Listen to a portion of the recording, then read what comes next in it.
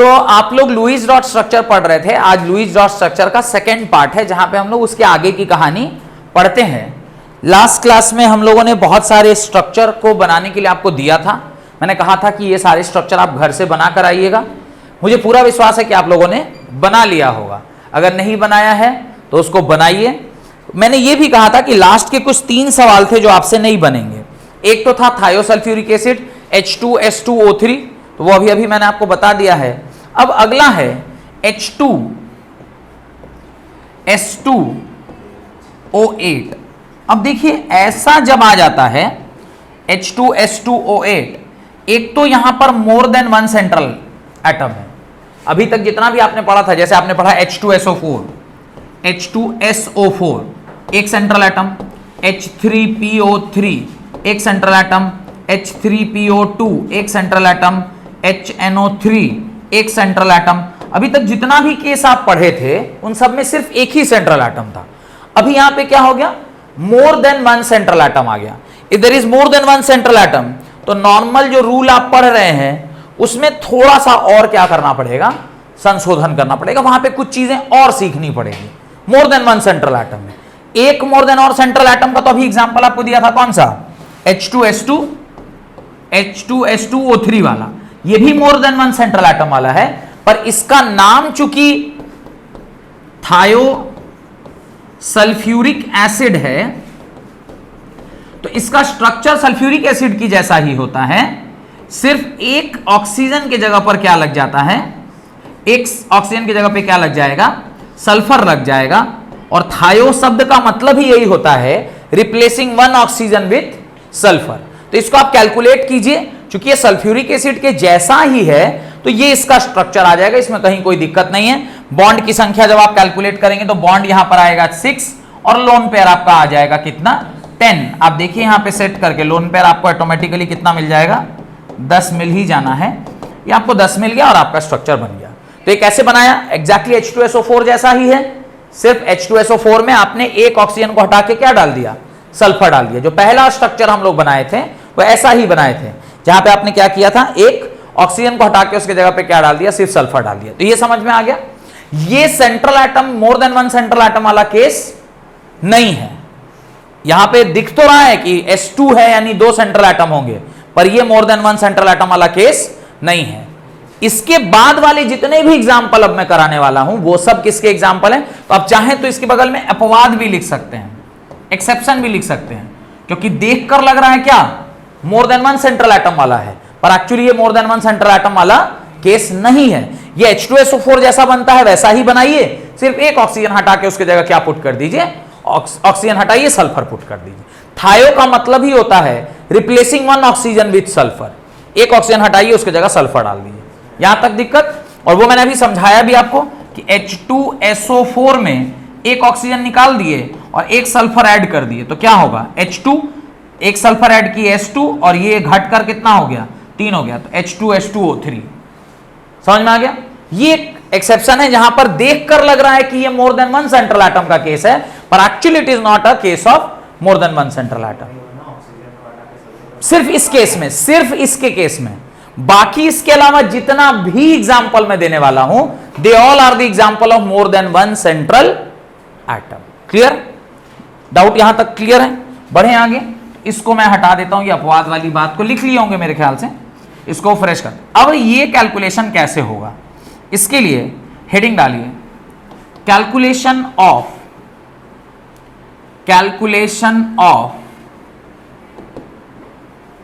Oxidation state. Oxidation state आगे चल के रेडॉक्स रिएक्शन पढ़ेंगे, वहां पर भी ये कॉन्सेप्ट काम आता है, ऑक्सीडेशन स्टेट। वैसे मुझे लगता है शायद ये तो आप लोग जानते भी होंगे, क्योंकि मैंने पिछले साल जब रेडॉक्स पढ़ाया था तो ये मैंने सिखाया था आपको। अब देखिए H2SO8 में मैं किसका ऑक्सीडेशन स्टेट हमेशा निकालना चाहता हूं, सेंट्रल एटम का। तो जिसका ऑक्सीडेशन स्टेट निकालना चाहते हो उसको आप क्या ले लीजिए, X ले लीजिए। हाइड्रोजन ऑलवेज किस स्टेट में प्रेजेंट होता है, +1। ऑक्सीजन हमेशा किस स्टेट में प्रेजेंट होता है, -2। क्या लिखिएगा, 2 × 1 + 2 × x + 8 × -2 is equal to what, 0। 2 + 2x minus 16 is equal to what 0, 2x minus 14 is equal to 0 and x is equal to how much 7। ये इस सल्फर का क्या आ गया, ऑक्सीडेशन स्टेट आ गया। कोई डाउट है इसमें तो पूछिए, कैसे कैलकुलेट हुआ। ऐसे 4-5 कंपाउंड देता हूं, आप उसका क्या निकालिए। पहले आप इस पर कमांड कीजिए कि कैसे ऑक्सीडेशन, फिर रूल पढ़ा देंगे।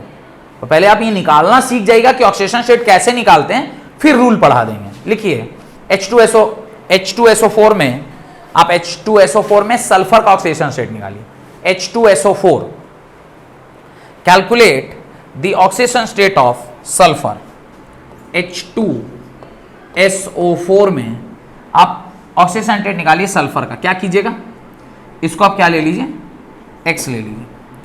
2 into 1 plus x minus 4 into 2 is equal to 0। Plus into minus 2 लिखते हैं एक्चुअली में, तो मैंने एक ही बार में लिख दिया है। तो आ जाएगा 2 plus x minus 8 is equal to 0, x minus 6 is equal to 0 and x is equal to how much 6। आया x इक्वल टू 6। कोई दिक्कत। अगला निकालिए H3PO3 फॉस्फोरस, उसमें फॉस्फोरस का निकालिए। H3PO3 में फॉस्फोरस का निकालिए। जिसका निकालना है उसको क्या ले लेंगे, x 3 into 1 plus x plus 3 into minus 2 is equal to 0, 3 plus x minus 6 is equal to 0, x is equal to plus 3। आया। Next HClO3, HClO3। नेक्स्ट, ये ऐसे बस प्रैक्टिस करवा रहा हूं ताकि मैं आगे का काम आपसे ले सकूं। ये HClO4 ये भी निकालिए। HClO3 यहां पे Cl का निकालिएगा। तो ये तो वो सारे केस हैं जहां पे सेंट्रल मेटल एक ही, सेंट्रल एटम एक ही है, पर इसको निकालना किस केस में, जहां पे एक से ज्यादा है। पर प्रैक्टिस करने के लिए हम लोग क्या कर रहे हैं, सिंपल सिंपल वाले ले रहे हैं। अबे गधा, Cl माने क्लोरीन होता है, कह रहा L क्या है, हट गया था। HClO3 5 आ रहा है, ये आएगा 1 plus x minus 8 is equal to 0, x is equal to 7। और HClO4 में कितना आया, कोई दिक्कत यहां तक, कोई डाउट। आप पहला काम करना सीख गए, अब आप रूल पे आइए। लिखिए रूल, लिखिए व्हेन, रूल लिखिए when more than one central atom, when more than one central atom is present in a compound, more than one central atom अगर किसी कंपाउंड में प्रेजेंट है, then firstly find the oxidation state, find the oxidation state. सबसे पहला काम क्या करना है, ऑक्सीडेशन स्टेट निकालना है। फर्स्ट काम है फाइंड द ऑक्सीडेशन स्टेट। तो ये आपका ए काम हो गया।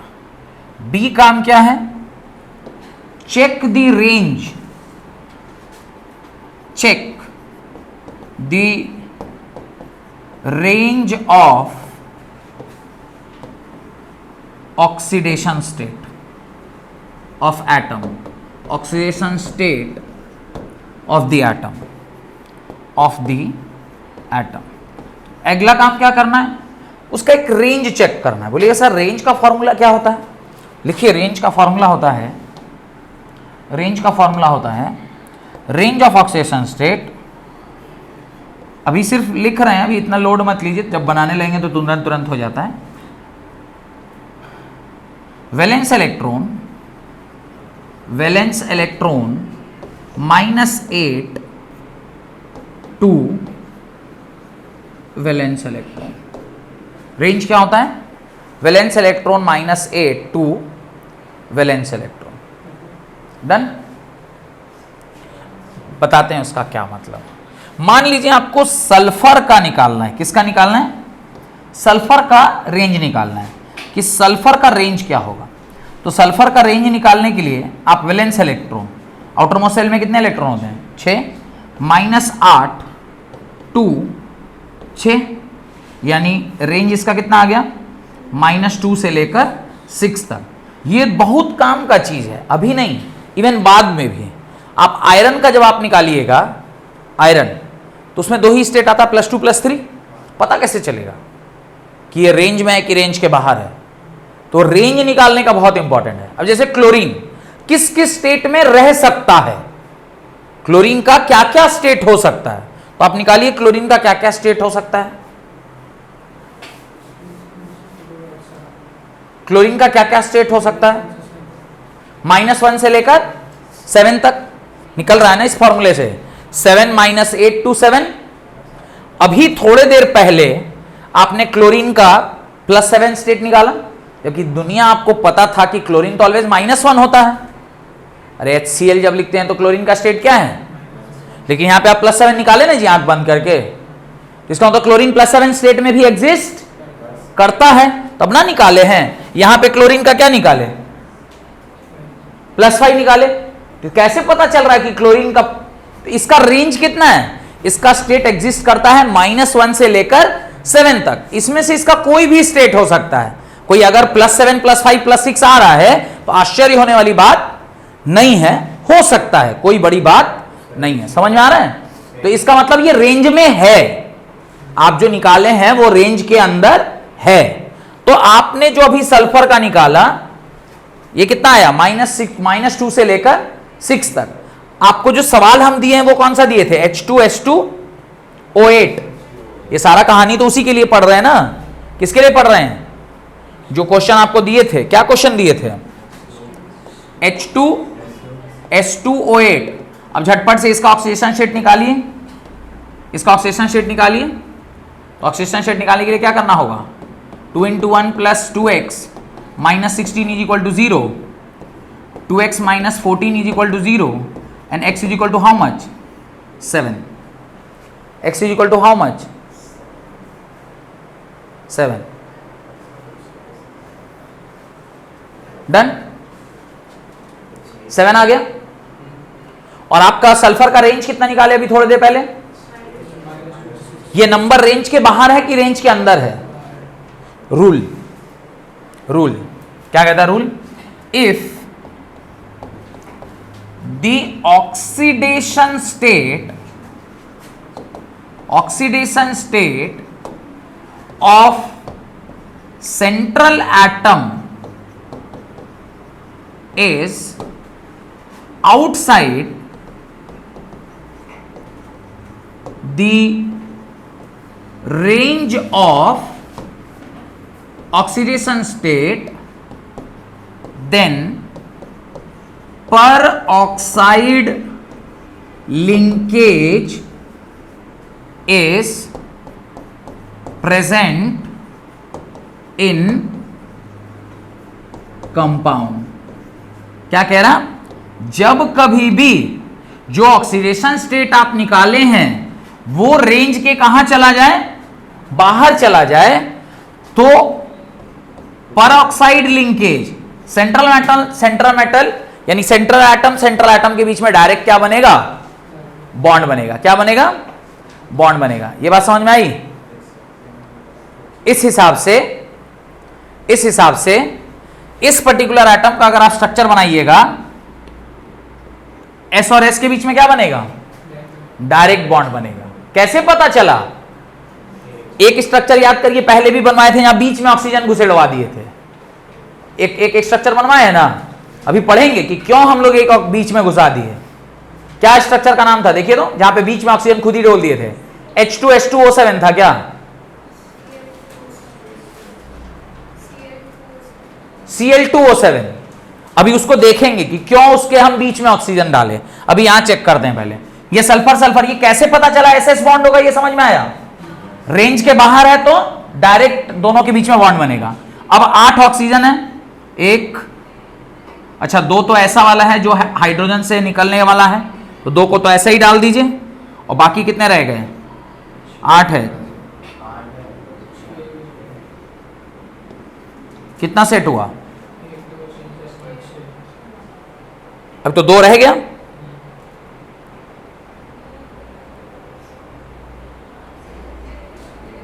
SS बॉन्ड बना है, 2 OH OH में चला गया, सल्फर का एक। अच्छा, इसका कैलकुलेशन करिए, चेक दी कैलकुलेशन, एक बार कैलकुलेशन चेक करिए कितना आ रहा है। और हम लोग कितना निकाले हैं? 2 बच रहा है ना।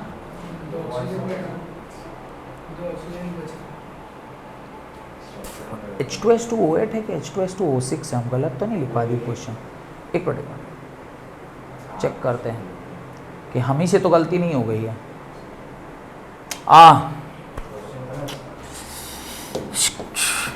अबे परऑक्साइड लिंकेज बनेगा ना, परऑक्साइड लिंकेज तो लिखवाए थे ना। परऑक्साइड लिंकेज किसको कहते हैं? कॉपी चेक करिए ना, स्टार्टिंग में लिखवाए हैं परऑक्साइड लिंकेज। अरे नहीं नहीं, परऑक्साइड लिंकेज में मेटल मेटल के बीच में बॉन्ड में, मतलब सेंट्रल एटम के बीच में। स्टार्टिंग में जहां पे रूल लिखवा रहे थे 1 2 3 4, ओजोन, ऑक्सीजन, परऑक्साइड, एकदम स्टार्टिंग में बोले ऑक्सीजन ऑक्सीजन तभी बॉन्ड बनाता है, या तो परऑक्साइड में बनाता है, नहीं तो ओजोन में बनाता है, नहीं तो ऑक्सीजन में। तो परऑक्साइड लिंकेज में दो ऑक्सीजन लगने चाहिए, 2 ऑक्सीजन लगेंगे। अभी देखिए SOOS, अब सेट कर दीजिए।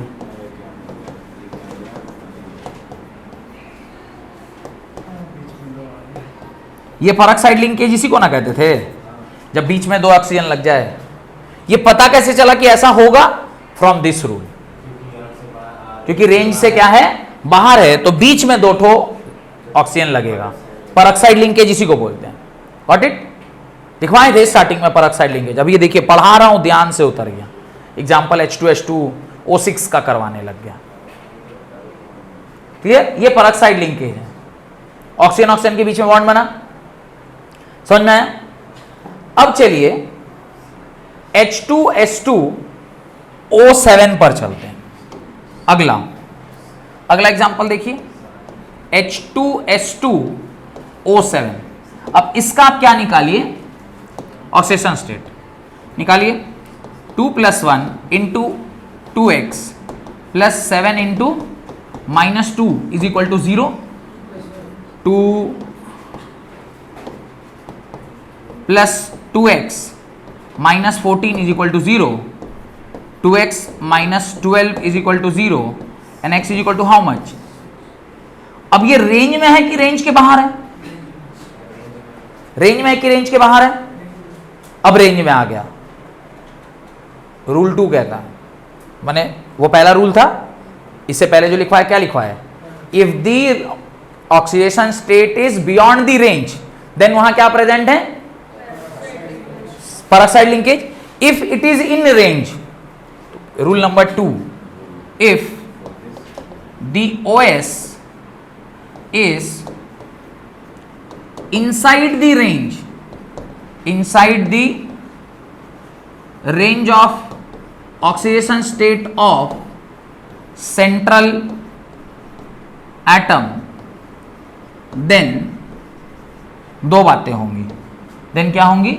2 बातें होंगी। ये बात होगी surrounding atom if odd number में है। सराउंडिंग एटम किस नंबर में है? ऑड नंबर में। ऑड नंबर में होगा X OX बॉन्ड बनेगा। और B बात, if surrounding atom is even number में होगा तो XX बॉन्ड बनेगा। कैसा बनेगा? XX बॉन्ड बनेगा। क्लियर? अब इसके स्ट्रक्चर की ओर जाते हैं। आपने इसका रेंज निकाल लिया। इन रेंज सराउंडिंग एटम क्या है? ऑड है, इवन है? ऑड है, ऑड है तो क्या बोला, central metal oxygen central metal. तो H2SO7 का स्ट्रक्चर कैसा होगा, सल्फर ऑक्सीजन सल्फर, दो हाइड्रोजन ऐसे हैं जो निकलने वाले हैं तो उसको ऑक्सीजन के साथ डाल दिया और बाकी दो कहां सेट हो गए, हुआ रेंज के अंदर बट ऑड इन नंबर, तो XOX बॉन्ड बना, सल्फर ऑक्सीजन सल्फर बॉन्ड। बता रहा हूं अभी, उसको भी बताएंगे। ये समझ में आ गया तो बोलिए, ये आ गया ना। अब थोड़ा ध्यान से देखिए, इसी के बगल में H2S2O6 करिए, सल्फर का ऑक्सीडेशन स्टेट निकालिए, कितना हुआ 2 + 2x -12 is equal to 0, x is equal to how much 5, in range outside the range,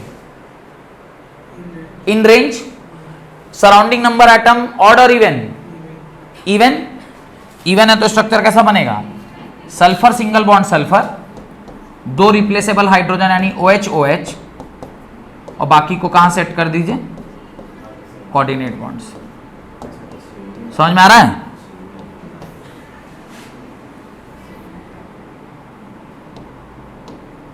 समझ में आ रहा है,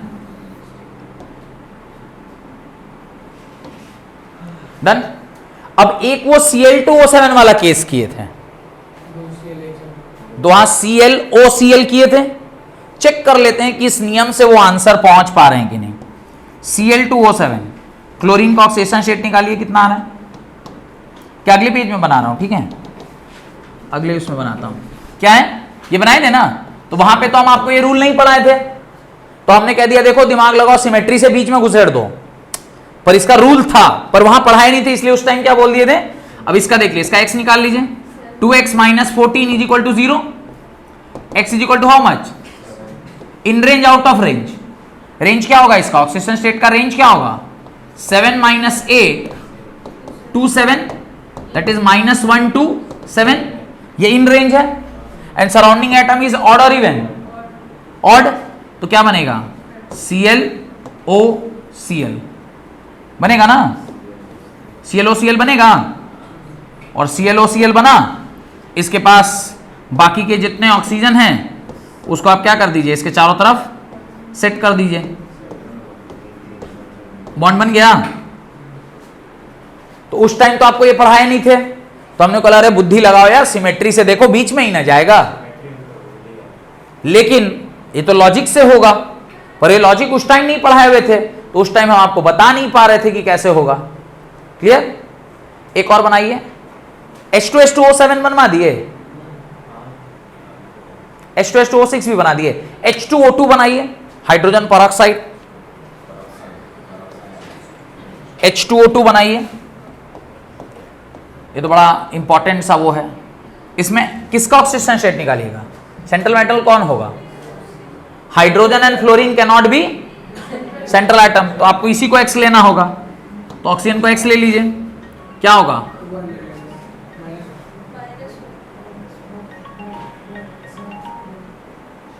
सुहानी 2x प्लस, सॉरी 2x लिख रहा हूं, 2 + 2x इज इक्वल टू 0,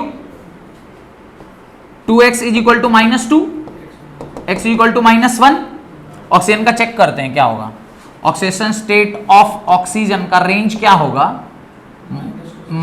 6 - 8 2 6, यानी -2 से लेकर 6 तक, इन range out range, out range, in range है ना, इनसाइड दी रेंज है ना, और इनसाइड दी रेंज और सराउंडिंग एटम ऑड है कि इवन है, इवन है, इवन है तो कौन सा बॉन्ड बनेगा, O बॉन्ड बनेगा, परऑक्साइड नहीं बनेगा, परऑक्साइड में आउट ऑफ रेंज होना चाहिए, तो ये H2O2 को बोलते परऑक्साइड है, पर इसमें परऑक्साइड का नियम लग नहीं रहा है, ये बात आप चेक किए, ये परऑक्साइड के रूल से नहीं बन रहा है।